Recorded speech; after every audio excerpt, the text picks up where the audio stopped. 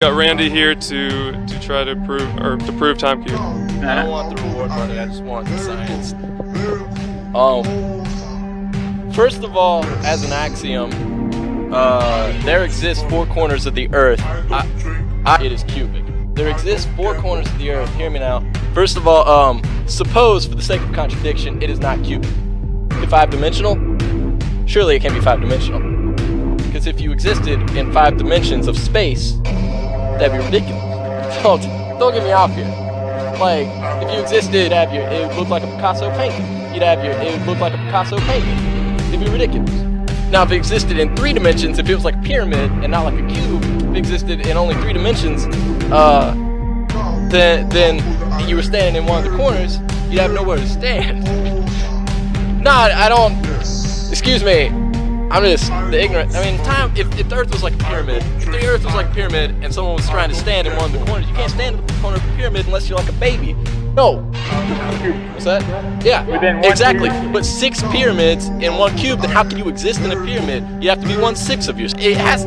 But if the Earth was just a square, then we'd all be flat. Now, I've established beyond a shadow of doubt, certainly, that there exist 4 corners of the earth, if and only if it is cubic. Time cube is not true, then there are not 4 corners of the earth. Sunrise did not happen this morning, and I know as a certainty that sunrise happened this morning. That's irrefutable evidence.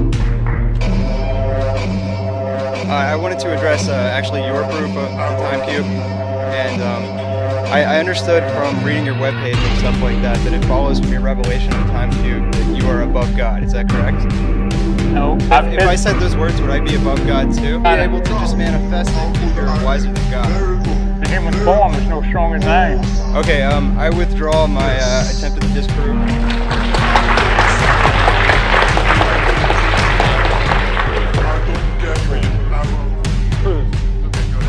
Proof of time cube. First thing you have to understand that we all have different concepts of truth. So I think if this guy believes in his mind that this is true, then for him it really is true. And the only question is, should everybody else in the audience actually think that it's true? But if he's beyond God, it doesn't matter what everybody else thinks. You think, well, you said the earth is spiraling into a cannibalistic state. Considering that the human population is growing faster than the food supply, do you think that a cannibalistic state is a bad thing? Oh, they had. This will take a little while, but I'll be objective. There's a couple points here. There are a few key features of scientific theories that should prevail in civilized society. One is that an emerging scientific theory should fit well with other established scientific theories. So, if you're going to advance something this radical, it should either fit with existing theories, explain them better, or basically drag the entire house down with it. Time cube violates pretty much every existing scientific theory that we've established over the past, say 6,000 years. Let me explain. First, it hinges on this. First, it's based on this empirically non-observable concept of multiple time frames. You're taking the idea that different people observe different events because they're in different points of the globe as if it's multiplying time frames. It isn't. You have people at different places on the same timeline because they're in different places in their same timeline. Everyone's on the same timeline. It's also the simplest explanation as opposed to having 4 independent timelines that are observable phenomena. We have a very basic utilitarian view of what time does, beginning with the earliest physicists on all the way through the quantum people who even don't believe the time is weirdness. It explains something. When the sun dies and we don't have days, does this time frame come with us because of the rays? Is it a 24-hour period? This doesn't make any sense. It cannot be empirically observed or confirmed either. It cannot be a scientific theory because who has empirically verified these 4 independently operating time frames? How do you confirm that? How do you square time cube with cosmology, other planets, the evolution of our planet, all of that? How do you base this, what should be an objective physical characteristic of the universe, on these non-existent differences in race that cannot be confirmed genetically? The more we know about DNA, the less we believe in race. It doesn't make any sense. And even if you do posit that somehow racial differentiation in one minor species of primate on Earth can somehow influence time frame, it's not a constant thing. Because race, at what point do these divisions impose? At what point will we have new races emerging and merging and changing in such a way that we have new time frames? What if we had 6 races? Will we have 6? Will we have like a time hexahedron because we have 6 races? What's the mechanism by which DNA variations in melanin content alter the fabric of space-time? I don't get it. I don't understand how this fits in. Explain to me how either your theory works somehow, and then again, in that case, it can be empirically verified, and it would have to agree with what we know about science already: geology, cosmology, evolution, biology, molecular genetics, molecular medicine. None of this supports your theory, and I don't understand. Either all of that's wrong, or your theory holds. So I think it helps us do something in calculus. It's that little t in all those equations. It explains.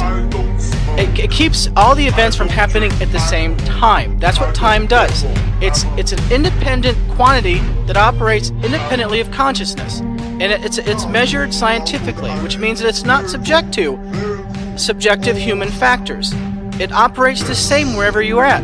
Coupling time to subjective human consciousness is ridiculous. It doesn't make any sense.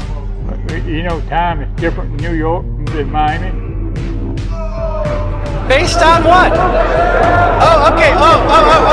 All right. So the little hand and the big hand in New York is a couple of hours off from the little hand and how we measure time. Well, actually, the circumference. How we measure time varies. The underlying temporal stuff isn't different. The Earth's circumference in New York is shorter than it is in Miami, and so the time varies there.